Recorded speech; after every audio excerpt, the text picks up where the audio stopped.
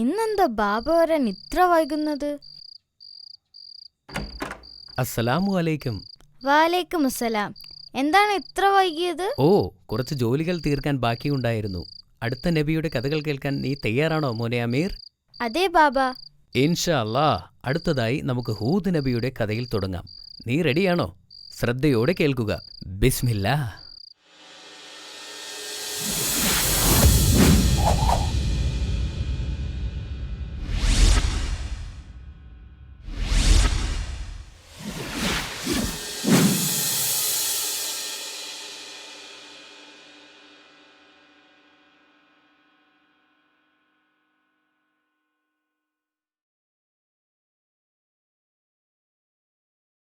ഒരു മഹാപ്രളയത്തിന് ശേഷം നൂഹ് നബി അലൈഹിസ്സലാമിൻ്റെ പിൻഗാമികൾ ഭൂമിയിൽ വർദ്ധിച്ചു. നൂഹ് നബിക്ക് ധാരാളം പുത്രന്മാരുണ്ടായിരുന്നു. അതിൽ കൂടുതൽ പേരക്കുട്ടികളുണ്ടായിരുന്നു.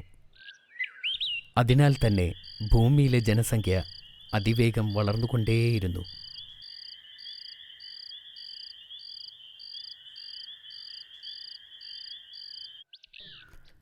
അവരിൽ പലരും പുരാതന യമനിൽ സ്ഥിരതാമസമാക്കി. ഇവിടെ ജീവിച്ചിരുന്നവരിൽ നൂഹ് നബിയുടെ ചെറുമകന്മാരിൽ ഒരാളായ ഇമ്രാൻ്റെ പിൻഗാമികളാണ് ആദ് സമുദായം.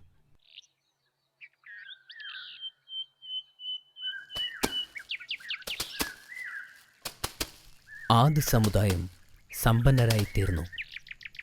അവരുടെ കഴിവുകൾ പ്രകടിപ്പിക്കാൻ അവർ സമീപമുള്ള എല്ലാ മലമുകളിലുമായി വലിയ ഗോപുരങ്ങളെ പ്രതിഷ്ഠിച്ചു. അവരുടെ കഴിവിൽ ആദ് സമുദായം അഭിമാനിച്ചിരുന്നു. ആദ്യം അവരെല്ലാം നല്ല ഈമാനുള്ള മുസ്ലിം ആയിരുന്നു. അവർ അള്ളാഹുവിനോട് പ്രാർത്ഥിച്ചിരുന്നു. എന്നാൽ കാലം കഴിയുന്തോറും ശൈത്താൻ അവരെ വഴിതെറ്റിച്ചു. അവർ അള്ളാഹുവിൻ്റെ മുന്നറിയിപ്പുകളെ അവഗണിച്ച് വിഗ്രഹങ്ങളെ ആരാധിക്കുകയും മോശമായ വഴികളിലൂടെ കടന്നു പോവുകയും ചെയ്തു.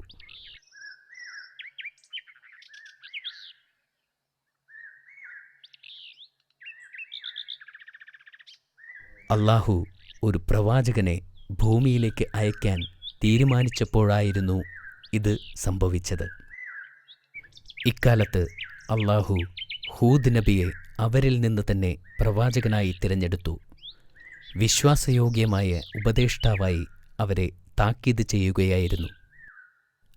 അള്ളാഹു എന്നെ നിങ്ങളുടെ അടുത്തേക്ക് അയച്ചിരിക്കുന്നു. അള്ളാഹു എല്ലാം പഠിപ്പിച്ചു. അവൻ നിങ്ങൾക്ക് ഈ ലോകത്തെ തന്നിട്ടുണ്ട്. അവൻ നിങ്ങൾക്ക് നിങ്ങളുടെ മക്കളെ തന്നിട്ടുണ്ട്. അവൻ നിങ്ങൾക്ക് മൃഗങ്ങളെ നൽകി എന്ന് ഹൂദ് നബി സ്വല്ലല്ലാഹു അലൈഹി വസല്ലം തൻ്റെ ജനതയോട് പറഞ്ഞു. നിങ്ങൾ വ്യാജദൈവങ്ങളെ ആരാധിക്കുന്നത് നിർത്തണം.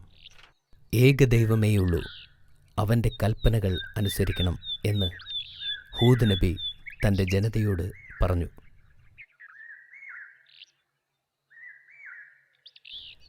എന്നാൽ ആദ് സമുദായം ചോദിച്ചു, നീ ഞങ്ങളെ ഉപദേശിക്കുന്നതെന്തിനാണ്? അവർ പ്രവാചകനെ ധിക്കരിച്ചു.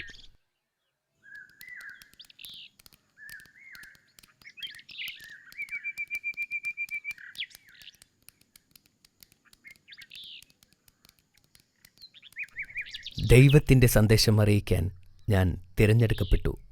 അവൻ ശാന്തമായി അവരോട് പറഞ്ഞു, ഞാൻ പറയുന്നതൊന്നും കേൾക്കുകയില്ലെങ്കിൽ ദൈവം നിങ്ങളെ ശിക്ഷിക്കും എന്ന് ഞാൻ ഭയപ്പെടുന്നു.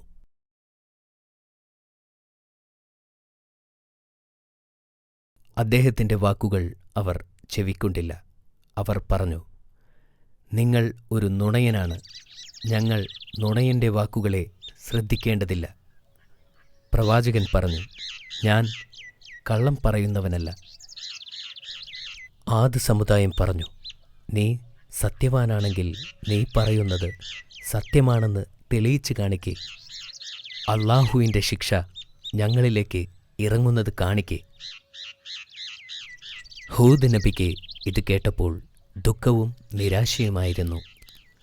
ഞാൻ ഒരു നുണയനല്ല, ഞാൻ ദൈവത്തിൻ്റെ പ്രവാചകനാണ്. അവൻ അവരോട് ആത്മാർത്ഥമായി പറഞ്ഞു. എന്നാൽ ആരും അവനിൽ വിശ്വസിച്ചില്ല. വ്യത്യസ്ത ആളുകളോട് പ്രസംഗിക്കാൻ പ്രവാചകൻ ശ്രമിച്ചു. പ്രവാചകൻ അവരോട് ചോദിച്ചു, അല്ലാഹു നിങ്ങൾക്ക് നിങ്ങളുടെ അധീനത നൽകിത്തന്നത് ഓർക്കുക. അവനാണ് എൻ്റെ രക്ഷിതാവും നിങ്ങളുടെ രക്ഷിതാവും. അതിനാൽ അവനെ നിങ്ങൾ വിശ്വസിക്കുക. ഞാൻ നേരത്തെ നിങ്ങൾക്ക് മുന്നറിയിപ്പ് നൽകിയിട്ടുണ്ട്.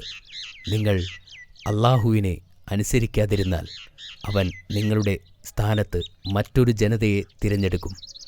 എന്നാൽ ആദ് സമുദായത്തിൻ്റെ മൂപ്പന്മാർ നബിയെ തള്ളിപ്പറഞ്ഞു. അടുത്ത ദിവസങ്ങളിൽ ആ പ്രദേശത്തെ ഒരു വരൾച്ച വ്യാപിച്ചു. സൂര്യൻ്റെ ചൂടേറ്റ് മരുഭൂമിയിലെ മണൽത്തരികൾ ഉണങ്ങി. എന്നിട്ടും ജനങ്ങൾ വിഗ്രഹങ്ങളെ ആരാധിച്ചുകൊണ്ടിരുന്നു. എന്നാൽ വരൾച്ച 3 വർഷങ്ങൾ നീണ്ടുനിന്നു. ഒരിക്കൽ നബി തിരുമേനി നമസ്കരിച്ചപ്പോൾ അല്ലാഹു പ്രവാചകനോട് തൻ്റെ യഥാർത്ഥ വിശ്വാസികളെ കൂട്ടിച്ചേർക്കുവാനും ഈ നഗരം വിട്ട് പോകുവാനും പറഞ്ഞു. അടുത്ത ദിവസം നബി തങ്ങൾ തൻ്റെ അനുയായികളെയും കൂട്ടി ആ പ്രദേശം വിട്ടു. അല്ലാഹു ആദ് ജനതയെ ശിക്ഷിക്കാൻ പോവുകയാണെന്ന് അവനറിയാമായിരുന്നു.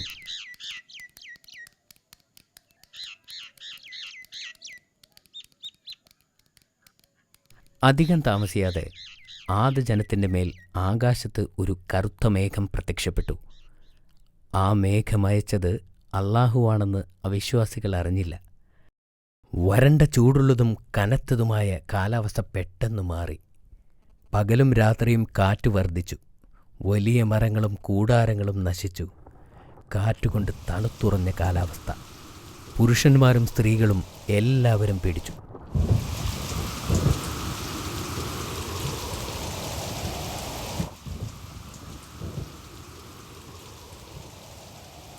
അത് അല്ലാഹുവിങ്കൽ നിന്നുള്ള ശിക്ഷയാണെന്ന് മനസ്സിലാക്കി അവർ ഓടി രക്ഷപ്പെട്ടു. വീട്ടിലേക്ക് ഓടി ഒളിച്ചിരുന്നു. പക്ഷേ ശക്തമായ കാറ്റ് അവരുടെ വീടുകൾ തകർത്തു. ജനങ്ങൾ അവർ കെട്ടിപ്പടുത്ത വലിയ കെട്ടിടത്തിൻ്റെ അടിവാരത്തിൽ ഒളിച്ചിരുന്നു. എന്നാൽ കാറ്റ് വളരെ ശക്തമായിരുന്നു. കെട്ടിടങ്ങൾ തകർന്നു വീണു. അവിശ്വാസികൾ അതിനിടയിൽപ്പെട്ട് മരിച്ചു.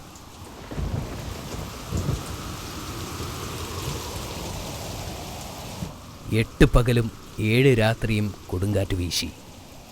ആ പ്രദേശം മുഴുവൻ നശിക്കുന്നതുവരെ കൊടുങ്കാറ്റ് നിന്നില്ല. ആദ് ജനതയിലെ സകല ദുഷ്ടരും നശിക്കപ്പെട്ടു. അല്ലാഹുവിൻ്റെ മുന്നറിയിപ്പുകൾ ശ്രദ്ധിച്ചതിനാൽ പ്രവാചകനും അവൻ്റെ ജനതയും സുരക്ഷിതരായിരുന്നു. അവർ ഹദ്രമത്തിലേക്ക് പലായനം ചെയ്ത് സമാധാനത്തോടെ ജീവിക്കുകയും തങ്ങളുടെ യഥാർത്ഥ ദൈവമായ അല്ലാഹുവിനെ ആരാധിക്കുകയും ചെയ്തു. മാഷാ അല്ലാ, ഇതൊരു അത്ഭുതകരമായ കഥയായിരുന്നു. നിനക്കിഷ്ടപ്പെട്ടതിൽ വളരെ സന്തോഷമുണ്ട്. ഈ കഥയെക്കുറിച്ച് എന്താണ് ചോദിക്കാൻ പോകുന്നത്? ഞാൻ ചോദിക്കാൻ തുടങ്ങട്ടെ. നീ തയ്യാറാണോ അമീർ? അതെ ബാബ. പ്രവാചകൻ ഹൂദ് നബി സ്വല്ലല്ലാഹു അലൈഹി വസല്ലം എവിടെയാണ് ജീവിച്ചിരുന്നത്? ആദ് പ്രദേശത്താണ് ജീവിച്ചിരുന്നത്. ഉത്തരം ശരിയാണ്. Very good. അടുത്ത ചോദ്യം, ആദ് ജനതയുടെ പാപങ്ങൾ എന്തൊക്കെയാണ്? ഞാൻ നിനക്ക് 3 ഓപ്ഷൻസ് തരാം. ചൂതാട്ടം, വിഗ്രഹങ്ങളെ ആരാധിക്കൽ, മോഷണം. അത് ഓപ്ഷൻ ബി, വിഗ്രഹങ്ങളെ ആരാധിക്കൽ. അത് വീണ്ടും ശരിയാണ്. ഓ, വെരി ഗുഡ്. താങ്ക്സ് ബാബ. അടുത്ത ചോദ്യം ഇതാ, ആദ് ജനതയുടെ കഴിവുകൾ എന്തെല്ലാമായിരുന്നു? എനിക്ക് ഓപ്ഷൻസ് തരാമോ? തീർച്ചയായും. ഓപ്ഷൻ എ കരകൗശല നിർമ്മാണം, ബി ഗായകർ, സി നർത്തകർ. അവർ കരകൗശലത്തിന് മിടുക്കരായിരുന്നു. ആഹാ, ശരിയാണ്. എന്നാൽ പിടിച്ചോ, നിനക്കുള്ള അടുത്ത ചോദ്യം. ആദ് സമുദായത്തെ അല്ലാഹു ശിക്ഷിച്ചതെങ്ങനെ? ആദ് ജനതയിലേക്ക് ഒരു വരൾച്ചയെ അയച്ചു. അപ്പോഴും ജനങ്ങൾ പ്രവാചകനെ പരിഹസിച്ചു. അല്ലാഹു അവരിലേക്ക് വലിയ കൊടുങ്കാറ്റയച്ച് അവരെ എല്ലാം നശിപ്പിച്ചു. മാഷാ അല്ലാഹ്, വെരി ഗുഡ് മൈ സൺ. പ്രവാചകനും അനുയായികളും ആ കൊടുങ്കാറ്റിൽ പെട്ടിരുന്നോ? ഇല്ല, നബിക്കും അനുയായികൾക്കും അപകടമൊന്നും സംഭവിച്ചില്ല. ഉത്തരം ശരിയാണ്. ഞാൻ നാളെ നിനക്ക് മറ്റൊരു നല്ല കഥ പറഞ്ഞു തരാം. ബാബ നാളെ ആരുടെ കഥയാണ് പറയാൻ പോകുന്നത്? ഇൻഷാ അല്ലാഹ്, നാളെ ഞാൻ നിനക്ക് സ്വാലിഹ് നബി അലൈഹിസ്സലാമിന്റെ കഥ പറഞ്ഞു തരാം. സ്വാലിഹ് നബി അലൈഹിസ്സലാമിന്റെയോ? അതെ അമീർ. ആദനാശത്തിനു ശേഷം തമൂത്തിന്റെ ഗോത്രക്കാർ അവരെ പിന്തുടർന്നു. അവരിൽ ഈ പ്രവാചകൻ ജീവിച്ചിരുന്ന കാലമായിരുന്നു അത്. അത് വളരെ രസകരമായ ഒന്നാണ്. ഞാൻ വളരെ ആവേശത്തിലാണ്. ശരി, നീ ഇപ്പോൾ ഉറങ്ങാൻ പോവുക. Good night. Good night.